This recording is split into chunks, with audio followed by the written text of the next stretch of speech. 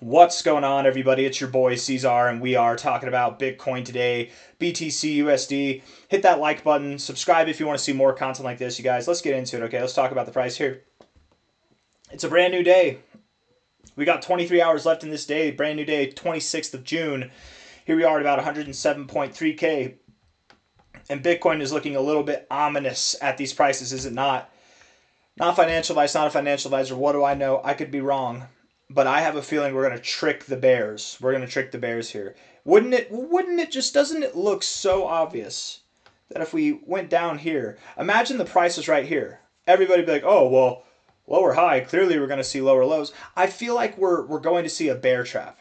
We're going to move down and then we're going to break out. That's what's going to happen. Like that's literally what I think is going to happen. Maybe have us today and tomorrow, and then going into the end of the month, we continue to pump. I don't know, but I wouldn't be surprised at all if we had some kind of bear trap forming right now. Either that, or I'm wrong, and what's going to happen instead is we're actually going to get a lower low and finally complete the thought of going down to the 382, which, by the way, is still actually something that's very realistic to consider. Okay, it's nothing to be afraid of. You shouldn't be afraid of it. From a low to a high here, our all-time high right there, low to high, interacting with the 236, the red line, in this fashion, and not going to the 382 before going to new all-time highs, let me tell you, that's not a common thing to do. And even though it's not a common thing to do, we're running with that idea that, yes, indeed, we will actually go to the upside, man. If World War III, that's it was. I'm not trying to laugh, man. It wasn't World War III, right? This very old conflict between Iran and Israel, Iran and the United States. It is not something new, okay? Yes. There were new things that happened, but there's nothing new. It's like a bad blood relationship, right? And it's mainly between Israel and Iran, but it's nothing new. It's nothing new. It was not World War III. No other countries were getting involved at all, man. It's just the same old song and dance that it's been. But I digress. That's not the point I'm trying to make. If that wasn't good enough to send us to the 382, I don't know what will be, man. I don't know. There wasn't enough fear in the markets then. There's probably not going to be enough fear in the markets now, right? What's going to be the major catalyst to get us down there? Maybe people are over leveraged, over long, and we need to flush out the longs, go down here. I don't know. To my knowledge, I think there's a lot of shorts that get liquidated if we just move up like $10,000 or something like that. It's like billions of dollars in shorts or something like that. I would expect, getting away from the semantics of what if this, what if that, I do expect that if we were to go lower than this low, that we would find support at about 96 to 95,000, maybe even just below there. But I don't anticipate that that's what's going to happen. Just if it does, we're aware of this. It makes perfect sense, right? You've got lower lows. I didn't draw that the best, but like lower lows right here coming in line, lower highs here. Maybe you still are in this channel. I do believe that we're going to move up higher, but I don't think that we're above a little bear trap, a little fake out, like we're going to go down here and then move up, something like that. And with that, if we were to do that, I think we'd see a very common maneuver, which is from a low to a high here, we'd move up or move down to our 382, which is at about $104.3 thousand. The 382 right here, this Fibonacci retracement, right? That's a very common thing. And wouldn't it be perfect? Wouldn't that be a perfect bear trap? Think about what would psychologically bone everybody who's leverage trading right now, okay, who's new to the markets, who's emotionally charged, right? It's been a very volatile time for Bitcoin. Think about what would screw them up the most. Now, typically, not typically, I should say, but recently, over the past couple of months, Bitcoin has actually showed a lot of respect at its 236. There's a solid argument to make that we could find support. Where is that? 105.7K. There's a solid argument to make there. But now, hear this. Wouldn't it be perfect? You got this little kind of consolidation phase right here. Wouldn't it be perfect? We get right below there, bouncing right at the 382. It's a perfect area to bounce. Just enough to make people convinced, oh, it's below here. This clearly means this is actually a high. We're going down. Like, think about the psychology there. Maybe you're bullish, maybe you're bearish, whatever. And then right here, you feel vindicated because you're below this little consolidation phase right here. Does that make sense? And then as soon as you get below it, you're actually at prior areas of support here, prior areas of resistance right here. You're at the 382, which is such a normal area to find support, and then you rip. It's a little bear trap, little dip before the rip. I think that's exactly what we're going to see. Maybe we do, maybe we don't. And again, if we go lower, we go lower, and it's not a big deal. We can make a play from there. But looking at the RSI, very volatile, extremely volatile, going overbought, oversold, overbought. I mean, volatility, I don't need the RSI to tell you guys that it's over, that we're volatile, right? Look at the price. From a high to a low to a high. Hold on.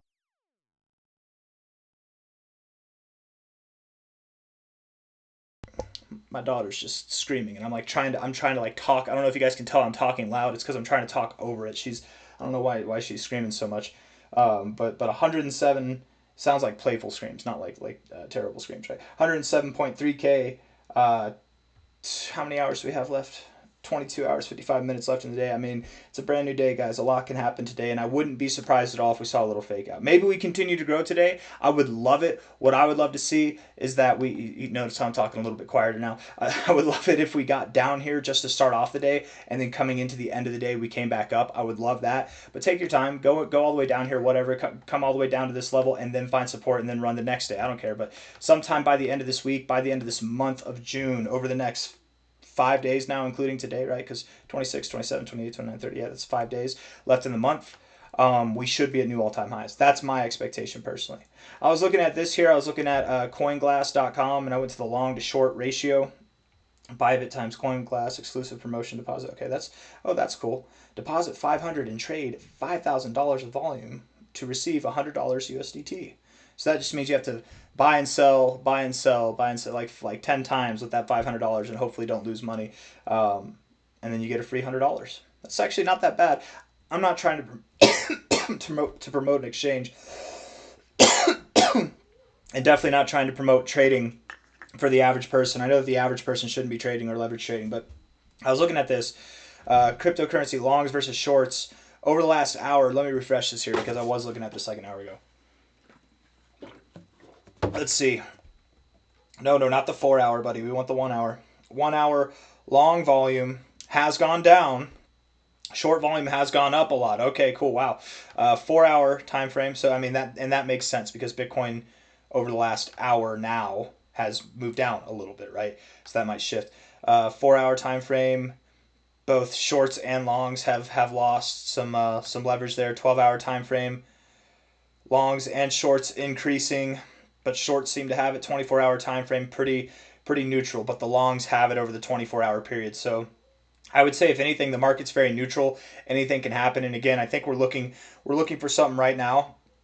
We're looking for something that will trap investors or speculators, traders, one way or another. And I think that exact play, it might not be super fast. Maybe it is super fast, but we've been very volatile and kind of slow in this little range here. I think that we are going to move down here pretty soon is my expectation, right? Looking at this on a 1 hour time frame, we've got, I thought that this would tell us more, but really it doesn't. I mean, it's pretty neutral. It's like some of it's bullish, some of it's bearish. It's pretty neutral. So that was kind of a waste of time, but that's okay. 1 hour time frame, the RSI does look bearish, I must admit. Getting overbought like this and then rejecting the overbought zone. What I like is that you've got lower lows in the RSI, lower lows paired with higher lows in the price. That is hidden bullish divergence. We're just not getting any good reactions, right? Here, all this hidden bullish divergence was promoting growth. We're not seeing growth. For the first time, we actually have a lower high, right? Here, I guess you had a lower high here in all fairness, but then higher high, higher high, higher high, lower high. Might we go lower? I think we might, especially because volume kind of died off here. We're on the index. Let's look at Coinbase because I don't trust the index volume. I trust index for the all-time history price, but not for volume. Yeah. Volume, okay, so volume actually increased. We had a spike increase here, but we didn't go anywhere. That's, to me, and it's kind of this double top look, that's indicative that we will go down. We will probably come down, and if we're coming down from here, we take a relative low, again, on our fibs to a relative high, and we find that the 236 to the 382, that's a likely area to go to. Somewhere around 105.7 to 104.2K. Maybe we fake out one more quick little upside tick, and then we go down, whatever it is, but I'm pretty convinced that we do go a little bit lower, okay? A little bit lower at first, and then by the end of the day, we should start moving back up again. 4 hour RSI was overbought. We were overbought for a good bit, you guys. We were overbought literally from the second 4 hour candle, maybe the first. When did we get overbought? We were basically overbought at the beginning of Wednesday. We were overbought the whole day, Wednesday. Overbought the whole damn day. And we didn't really do too much with it, right?